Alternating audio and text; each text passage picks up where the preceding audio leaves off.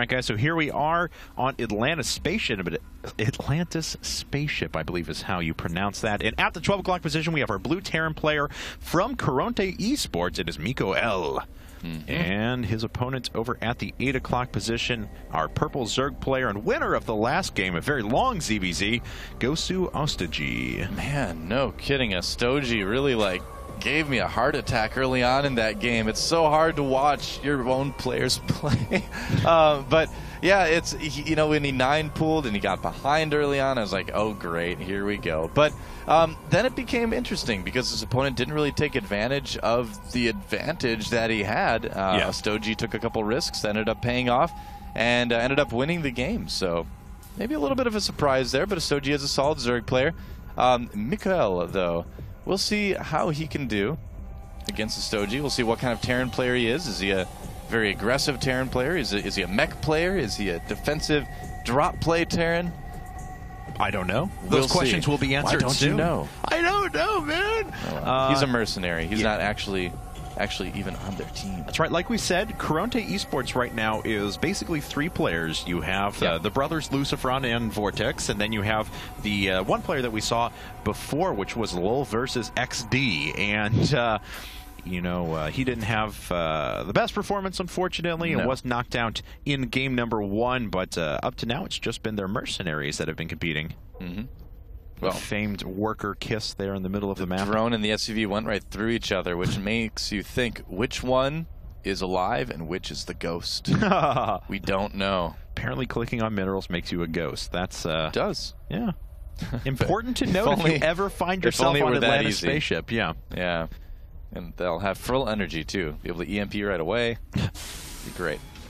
Well, let's see here as drone going to take a little bit of damage there. We'll cycle back around and importantly sees that this is going to be a gasless fast expand. Now we've seen, watch out, drone! Oh well. Sad.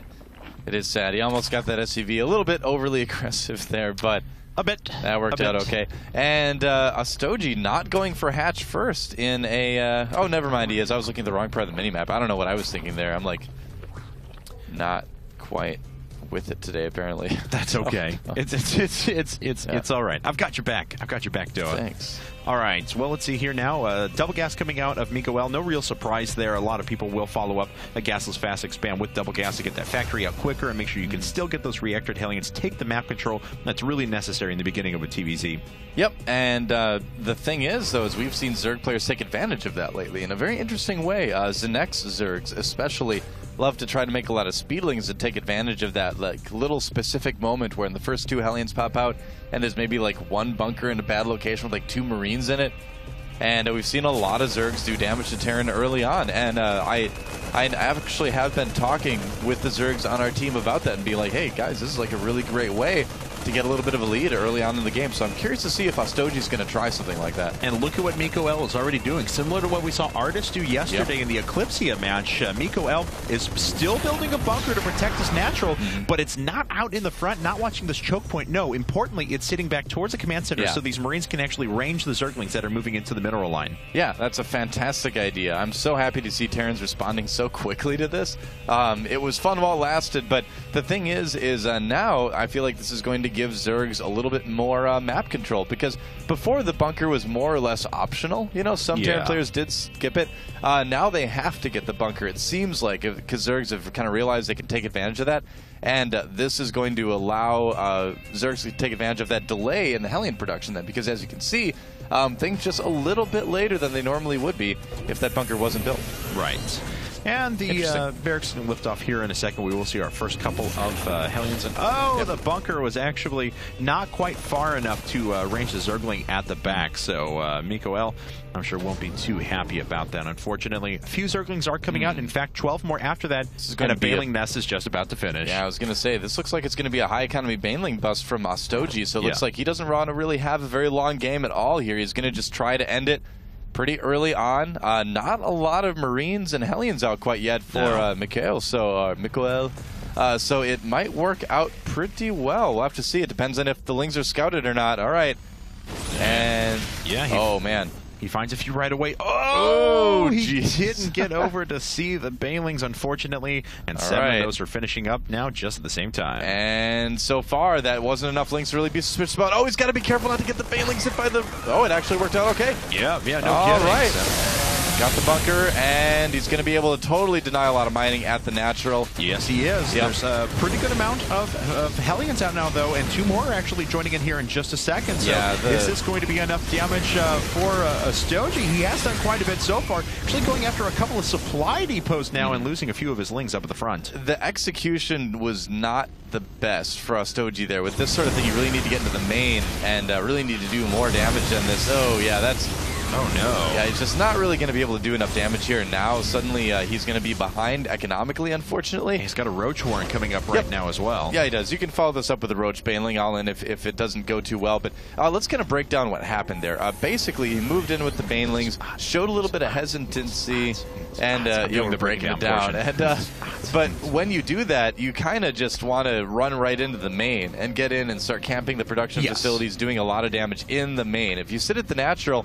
and you're not able to get up there, then those Zerglings you made, the Banelings that you made, aren't really doing anything more than delaying your opponent. And if you invest that much in it, it doesn't end up really being cost efficient. So, yeah, it could have gone better for Ostojiy, and we'll have to see kind of what he has planned to sort of recover from that. And looks like he may be able to break down this bunker. He does. Going to try and run in now. No, actually just going after the Marines at first and going to try and re-deny a bunch of mining. However, the Hellions from Miko are starting to slip on through. There's 1 Roach out and 5 more on the way as well, so the Hellions aren't going to be repelled. Yep. Zergling's getting taken out the natural of the Terran player as well, and he's got siege mode almost done, so he should be relatively safe from any sort of early aggression here. What's the worker count right now for... Or Zerg, yeah, 44 drones to 33 SCVs. What's the workers killed at the moment? And let's see here, check it out. 13-1. Okay, so yeah, Ostojiy did manage to kill a good amount of SCVs actually with that. I didn't think he'd kill that many, but that's actually okay. He's not doing too bad, honestly, right now. He won't be able to push the front anymore. No. But he's got some breathing room. He's at least forced his opponent to be more or less defensive, and these Hellions should be relatively easy to defend against. Yeah, but now we see Miko on a 3rd orbital command as well, so he's going to be able to resaturate these bases very quickly. He can drop down triple mules as well, so his economy rate is actually going to be quite staggeringly good here in just a second. And Ostojiy, we'll see if his response is to take another base. He's got a Skating Roach that's making its way over to the Hellions. Wow. That's a little OP. Surf Roach. Yeah. Oh no, Surf Roach. What are you doing? You were so chilled out. Yeah, no kidding. Now you're going to die. That is true. Bye-bye, Surf Roach. 2 Zerglings showing solidarity with Surf Roach. And this is going to need to be canceled too, most likely, unless he gets some other roaches down there as well. Yeah, it should do it. Okay. All right, and it looks like he's going to back away now with the Hellions. Gets caught by a couple of the Queens, but there's not really much up at the front except for a few Zerglings, so he may be able to sneak in and steal a few drone kills as well. Yeah, I'd say so.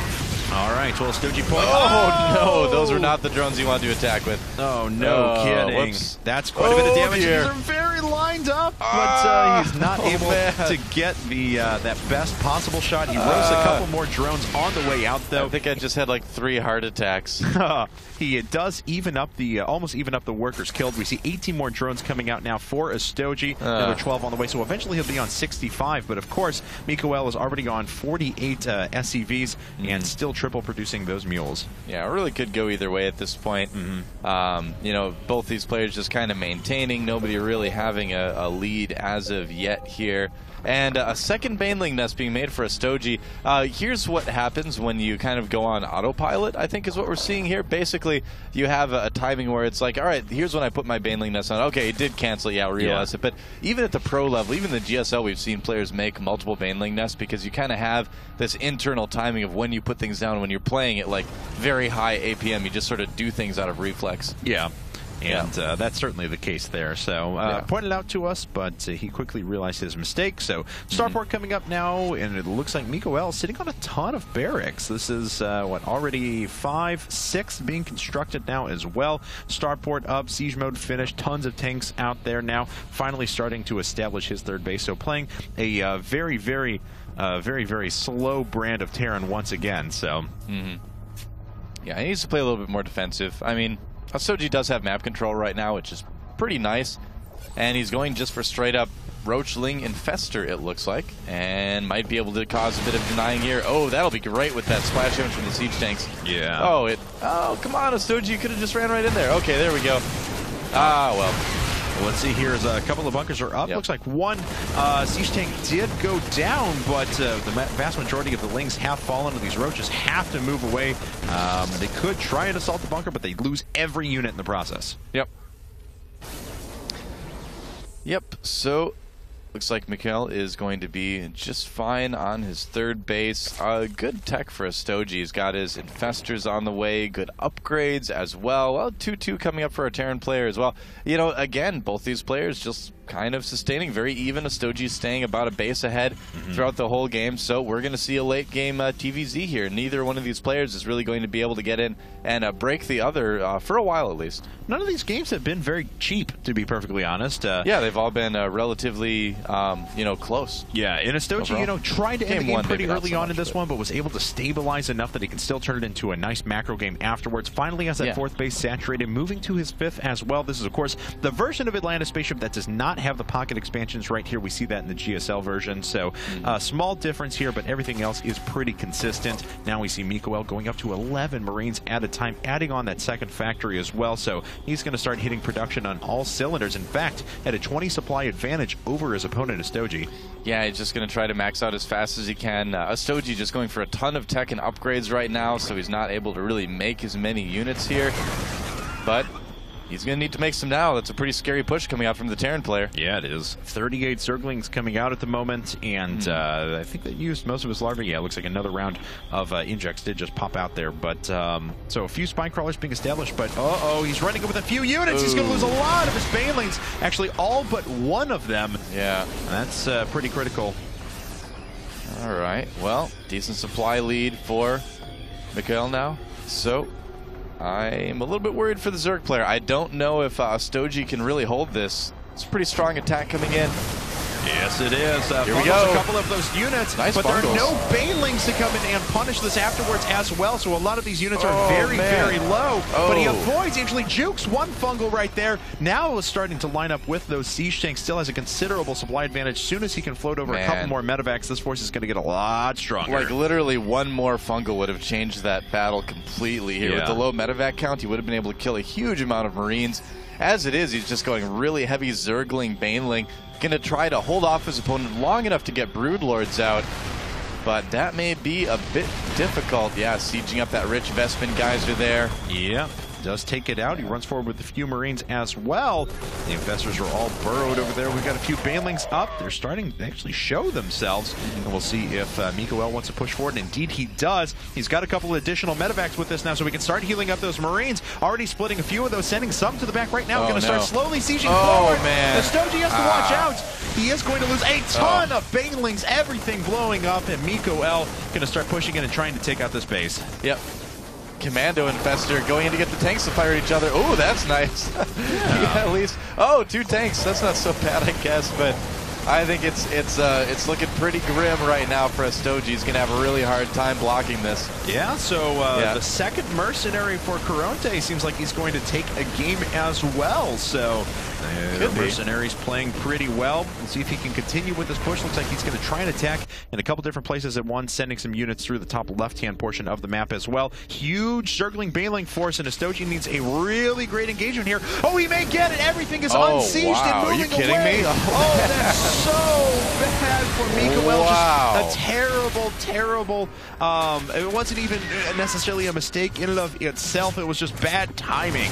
Well, he's going to drop this base and do some damage here as well, so that's going to, at least kind of make up for it. He might even be able to get the hatchery. Oh, pretty good job there by Ostojiy, though, to go ahead and clean those up, but he is going to lose that hatchery. Yeah, why isn't he getting in there, man? I mean, yeah, those medevacs are great, but he could have saved the hatchery. Yeah. But ooh, is he going to be able to get away as well from the Infestors? Yep, they're not going to be able to pursue. Can't land their fungal growths, but still, the macro of Mikael has been quite good. Still at 188 supply, despite suffering those losses. The tank count, though, is what's really important, and it's now down to 5. Yep, Broodlord's on the way, and no Vikings out yet for the Terran player, so Ostojiy still has a chance, but just being down on like 1 or 2 bases, really, going to make things very, very difficult. Yeah. You know, he's got the tech, but he's just not going to be able to replenish as fast. He's just going to be really, really low on larva at this point.